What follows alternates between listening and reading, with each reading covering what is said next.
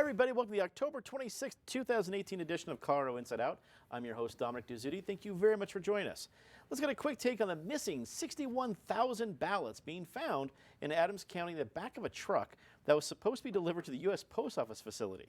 The ballots are now in the mail after it was found that the delay was due to insufficient paperwork from the truck as it arrived at the USPS facility. Patty Calhoun from Westward. At this point, it feels like much ado about nothing, but 61,000 ballots in one county is nothing to sneeze at, and the fact that it was over paperwork into a post office facility at least deserved the headline. Your thoughts?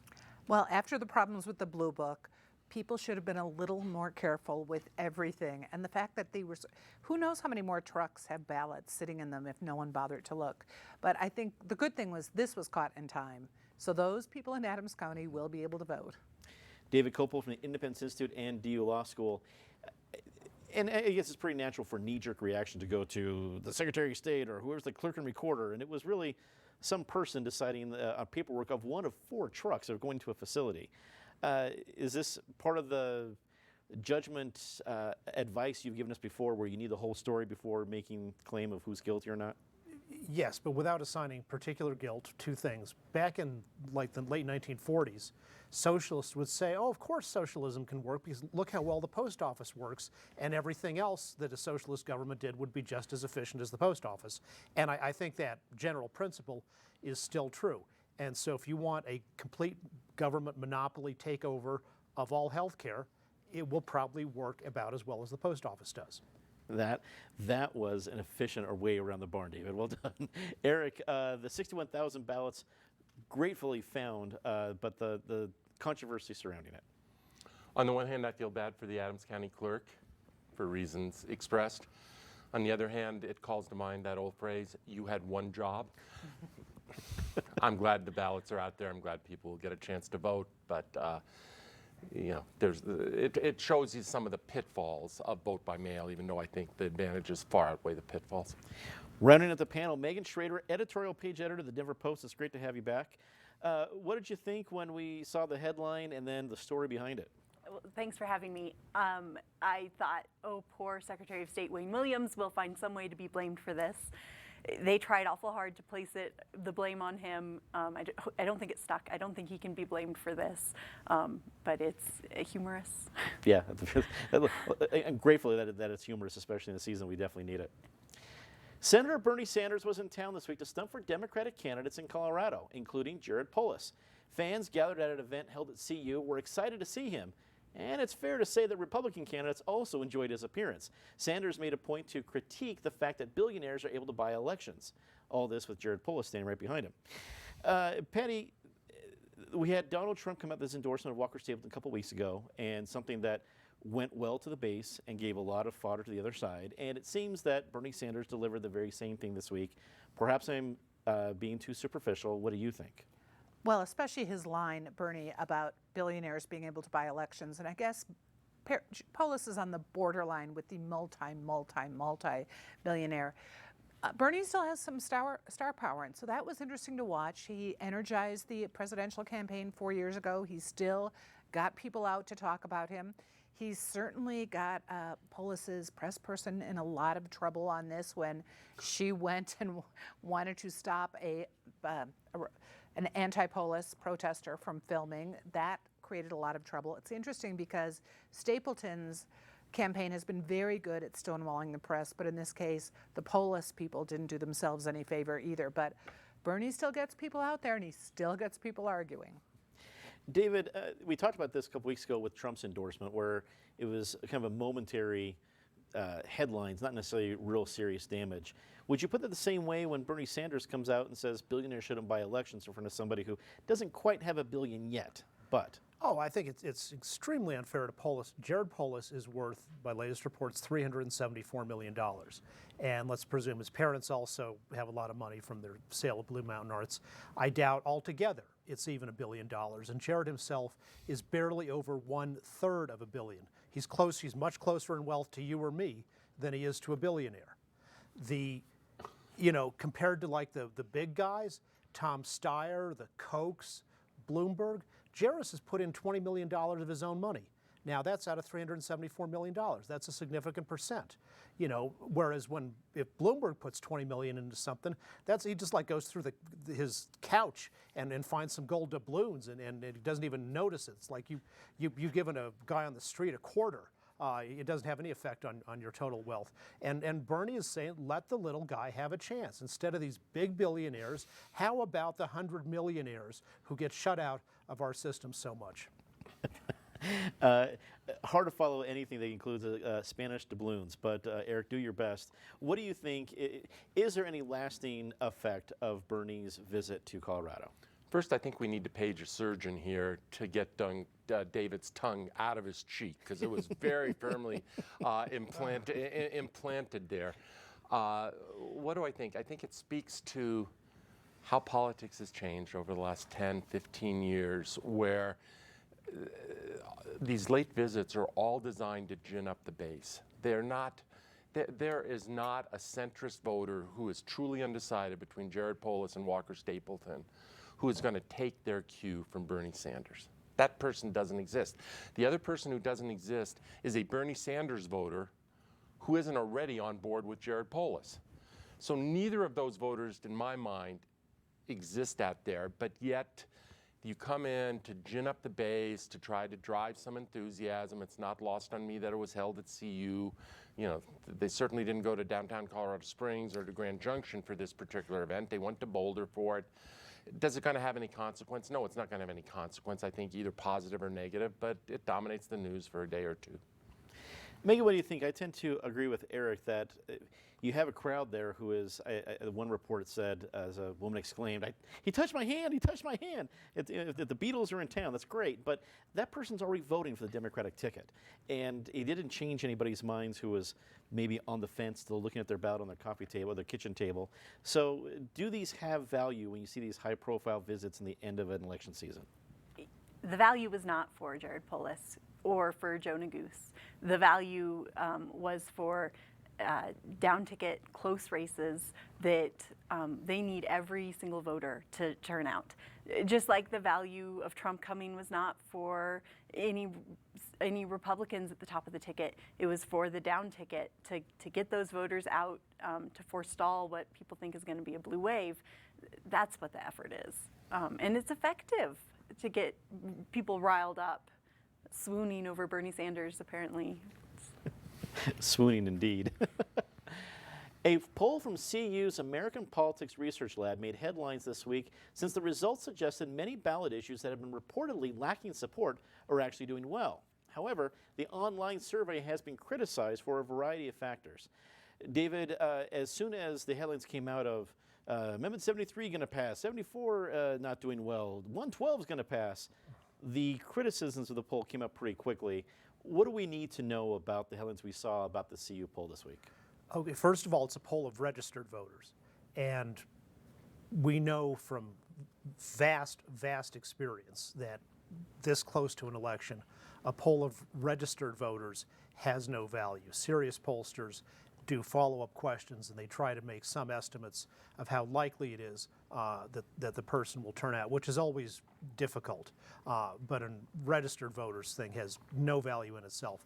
On top of that, as the Colorado Sun did a good job of reporting, these questions were not the questions as they will appear on the ballot or a paraphrase of them.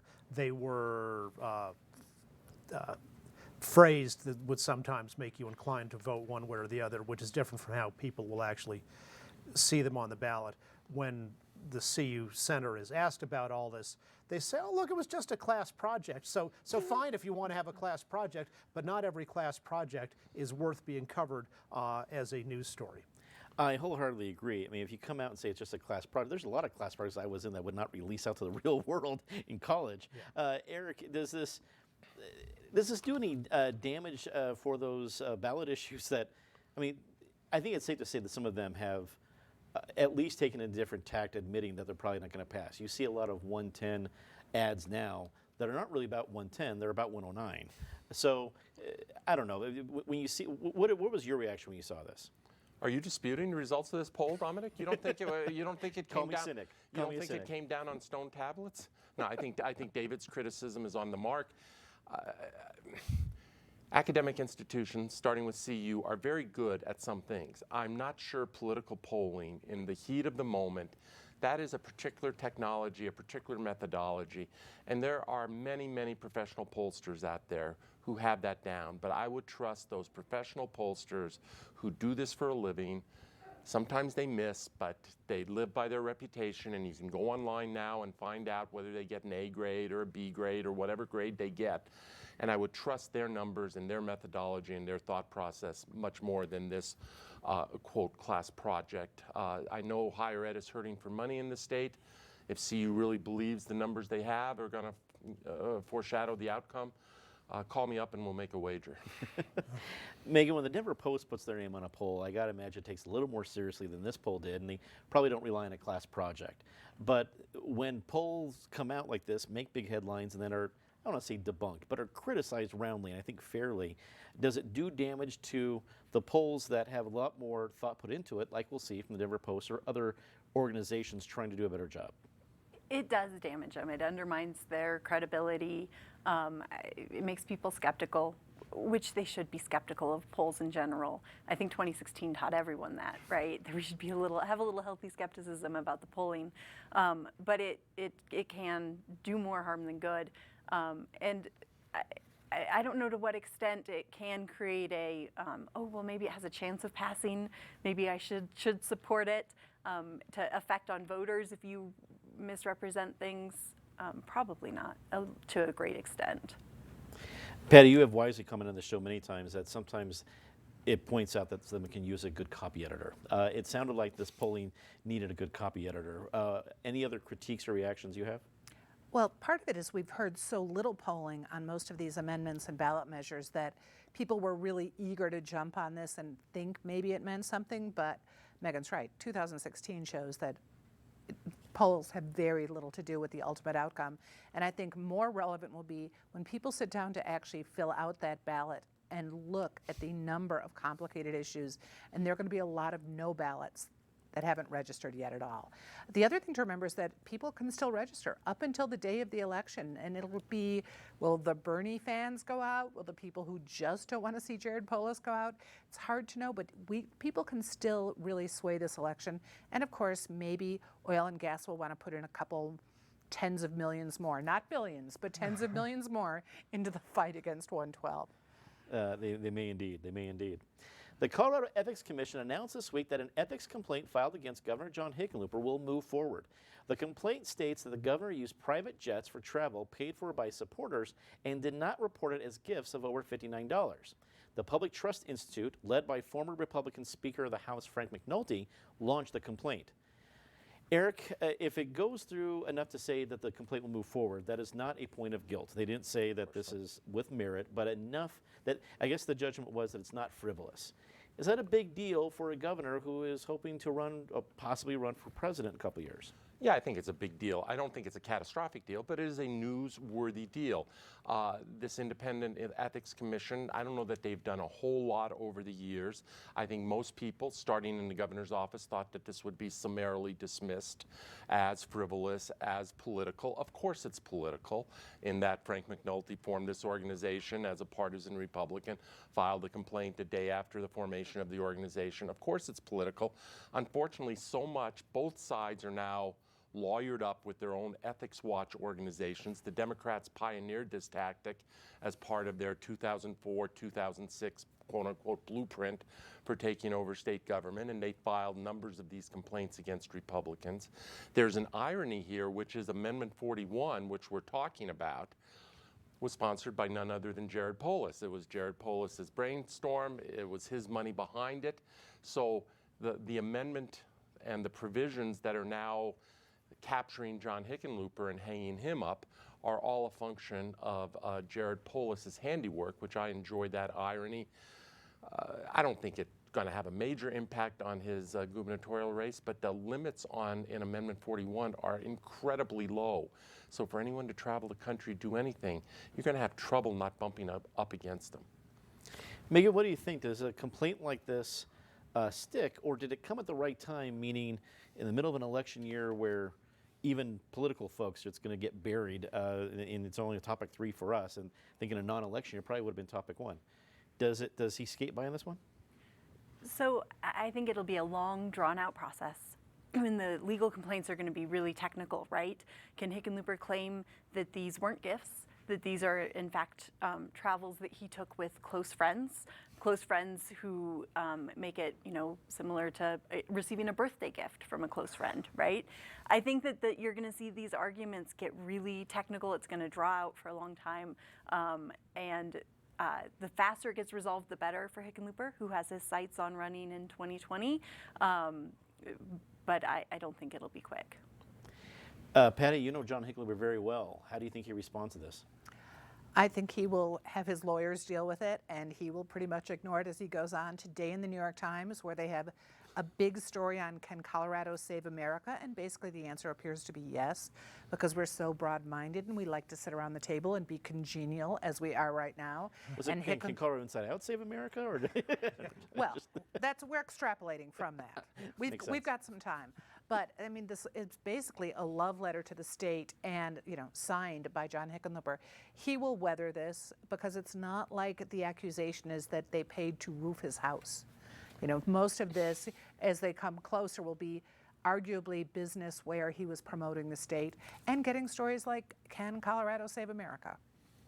David, we've argued about some of the complaints that Eric brought up when basically the tactic was used in a lot of different Republicans.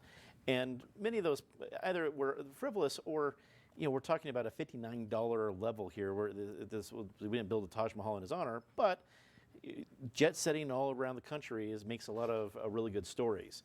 What do you think is going to be the impact of this complaint? I teach what is now Article 29 of our state constitution at DU Law School as part of the Colorado Constitution class. It's very badly written, it's excessive, and it is also on something like this clear. And I agree, I think it went way too far, but there is no way out of this as I see it. This isn't a gift that you're allowed to. You can receive a gift from your family, like your dad's a firefighter. It's okay for your next door neighbor to buy you a birthday present, which sort of actually, even that's technically illegal, but it's been interpreted to allow that. But no, this wasn't happy birthday, John, from your cousin. Let's go to Italy to go to the Bilderberg conference. And then to celebrate Father's Day, we're going to go to Davos, Switzerland, for that big conference of global conspirators against the common good. This is way, way, way out of line. And of course, it is a complaint that the commission properly said should go forward and have a hearing by an administrative law judge. What the political impact will be, I don't know. But this is. If you're ever going to draw a line on ethics and gifts and things like that, and Amendment 29 draws a stringent one, this is this is thousands of miles over the line. Quite literally. And if Davos, Switzerland is a Father's Day gift, my dad's going to want a lot more than a golf game this year. I've got up my game. The Denver Post released another round of endorsements this week, including urging Denver voters to reject the 4 tax increases on the Denver City and County ballot. We happen to have the editorial page editor of the Denver Post available to us in the panel. We don't always get that honor, but Megan, that made, I'll just talk about it personally, that was a pretty bold statement of all 4 tax increases. Tell us a little bit about why the editorial board decided to make such a move. So these proposed tax increases are going a little bit of a step further than just your general, let's increase revenue for the city's budget, right? These are set-asides for specific projects, which I think it would be a concerning trend to allow groups to say, we want our own dedicated revenue stream. We're going to ask voters for it. The closest one is the parks. City Council did put their stamp of approval on that and said, yes, we need additional funding for parks. And the city is flush with cash. It's good economic times, but I just think these are all a bad precedent for the city. Patty, seeing tax increase in the ballot for Denver is not a surprise, but I think seeing Denver Post come out against all 4, I know I was surprised. What was your reaction? Brave. And I thought this is a really interesting move, especially after endorsing some of the people you've endorsed too. But I have to say, the parks one didn't seem like a big call to me because didn't we just vote some more money from parks? It was part of a bigger bond issue. But Denver residents have been very generous about voting for tax increases. I disagree a little bit on a few of these, but I think this is a lot of things, a lot of money that the city is asking for from voters when the city is flush, but sometime the city is not going to be flush. When people who are living here are increasingly squished by property taxes, especially small business owners. And this is a lot of money going to kind of boutique earmarked taxes when in fact, if we want to increase the general fund because there are things we need, do that. But separating them all out seems definitely a step or two too far. David, sometimes the criticism for governments is that you're not specific enough with your tax increase request. And sometimes it's, well, this is a little too, I'm not in favor of this particular issue. But is Denver going to the well one too many times with these? Mayor Hancock is, because I think there's a broader loss of confidence in him at this time when the city has record-setting revenues and yet seems to be often so deficient at funding the basics of government. And I'd say most of the things on that thing are things that are part of the basics of government anyway, including parks. And he's asking for a tax increase for parks. At the time, they've acquired the Park Hill Golf Course with plans to sell it to a developer. You know, if you're going to ruin what could be one of the best parks in the city, then, you know, go spend the money on like buying more parks yourself instead of asking for even more taxes after you're destroying the park system. Mental health is something that is a core thing government should be funding as part of the safety net. I would still vote for it if I were a Denver resident because it's so important. I wish the city of Denver were responsible enough to use its own original revenue, but something has to be done on that one. Eric, what do you think? We've been watching a lot of Denver Post endorsements over the years coming out against the four. What was your reaction? Couple thoughts. If any of these were on the ballot by themselves, I would probably be inclined to support them. I think the issue here is the totality of them. It's not the individual particulars or even the merits of most of them. It's the need for triage. It's the need for priority setting by leaders, and I think that's what people are pointing a finger. And yes, 3 of them were initiated. Only 1 came on by city council. But Michael Hancock still has the power of the bully pulpit. He still has the power of calling people in and saying, not this year, maybe next year. There was just no sense of triage here. To Megan's credit, she is the latest in a long line of distinguished editorial page editors in the Post. For the most part, there have been exceptions, but for the most part, the Post has tended to endorse tax increases. There haven't been a whole lot of tax increases proposed that the Denver Post hasn't liked over the years, a few. For them to come out and say no on all 4 of these, I think was a strong, brave, as somebody else used that word, it was a strong and brave statement. Speaking of brave, it's time for our very favorite part of the show, Disgrace of the Week. Patty, as always, please start us off. Well, to start being brave, I'm going to agree with David. The one of those that I would support is the mental health 4A. And it's not a Denver County issue. I mean, it's an issue, but it's not the story. What's going on at Arapahoe High School and the number of suicides, great story in the Colorado Sun, describing an incredibly tragic situation that is not just at that high school, but high schools and grammar schools across the country with students committing suicide. David. Perhaps winning the award for sleaziest ad by an outside organization this year is in the Faith Winter and Beth Martinez-Humanek in the state legislature. One's the Democrat, one's Republican. Both voted to increase legislative pay, which I think is fine. There hadn't been an increase in 20 years. They both voted for the increase, and one of these outside dark money groups is running ads saying the Republican Martinez-Humanek voted to increase her pay, so vote for Faith Winter. Eric. This one it hurts me in some respects. The Brownstein law firm here, a prominent, huge, Denver-based but international law firm, which contributes so much to this community in many respects. I've worked with them on a few projects in years past. But they have a $125,000 a month, $1.5 million a year retainer with the Kingdom of Saudi Arabia to provide public lobbying services, let's call it what it is, lobbying services in D.C.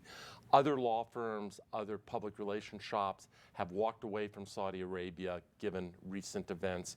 The Brownstein firm should do the same, but instead they're digging in their heels and maintaining this retainer. Megan. In the vein of despicable ads, the Lakewood race, where Democrat Brittany Pedersen is running.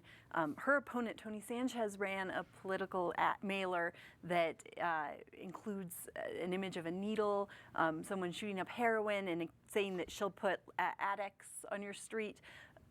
Pedersen has been an advocate for combating the opioid crisis that we're facing, in large part because her mother struggled with addiction. It is terrible. Tony Sanchez should apologize for those ads. He should stop running them. We just expect more of our Colorado politicians. Let's say something nice rather quickly. Patty. Despite my disgraceful performance as Margaret Brown on the Colorado Inside Out time capsule, I was honored by Historic Denver with the Molly Brown Award this week, which was quite an honor. And also, what a great organization Historic Denver is, saving as much of it as it can of the Denver that is so fast disappearing. None better to deserve the Molly Brown Award. David. This week is the 25th anniversary of President Reagan's liberation of the Caribbean island nation of Grenada from a Stalinist who had recently taken power in a coup, and that was an important stage in what was ultimately the destruction of the evil Soviet Empire. Eric. Speaking of anniversaries, today is the 40th anniversary of my father's passing.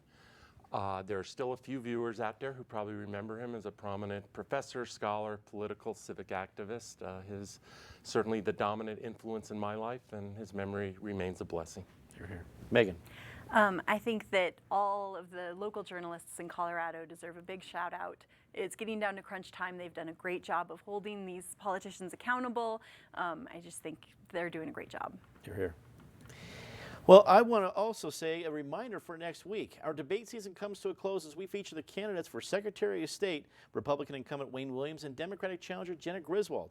And at 7:30, our championship match of both sides of the story tournament is here. Students from Cherry Creek and Mountain Vista face off, debating if undocumented students should be able to pay in-state tuition at Colorado universities. Finally, as we near the close of the election season, two important reminders. One, we will feature live election night coverage right here from the CPT 12 studios and this table from 8 to 10 p.m. Coverage will include results and live reports from CBS 4 and KOA News Radio. Secondly, we feel that offering debates and election coverage is our duty to our viewers and our community. We've been proud to do it for over 20 years. It's not cheap. If our debates and coverage have been valuable to you, please consider becoming a member. Let us know that this is important to you. It's your support that makes it possible. If you're already a member, thank you so much for making this happen. For everyone here at CPT 12, I'm Dominic Dezzutti. Thank you very much for watching. Good night.